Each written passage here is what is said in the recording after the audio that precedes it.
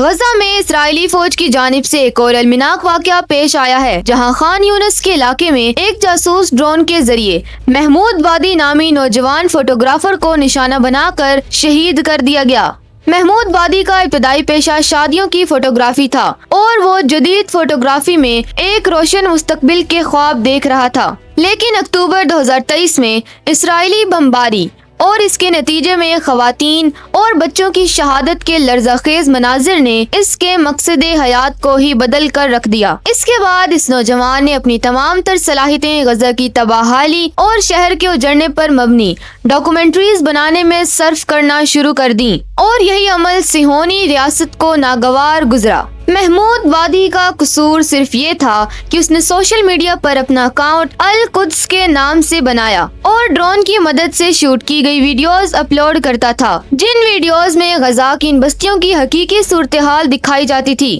جو اسرائیلی بمباری سے پہلے جیتے جاگتے شہر تھے مگر اب کھنڈر میں تبدیل ہو چکے ہیں۔ یہ پہلا موقع نہیں ہے جب اسرائیلی حکومت نے کسی ایسے شخص کو چن کر نشانہ بنایا ہو جو غزہ کی حقیقی صورتحال کو دنیا کے سامنے لا رہا ہو۔ عالمی خبر رساں اداروں کے مطابق اکتوبر 2023 کے بعد سے اسرائیلی فوج کے حملوں میں شہید ہونے والے صحافیوں کی تعداد 250 سے زائد ہے، جبکہ درجنوں صحافیوں کو حراست میں لے رکھا گیا ہے۔ محمود وادی کی شہادت اس بات کا ایک اور ثبوت ہے کہ غزہ میں سچ کی آواز کو دبانے اور جنگ کی اصل تباہی کو دنیا کی نظروں سے چھپانے کے لیے میڈیا پرسنز کو کس حد تک خطرات کا سامنا ہے۔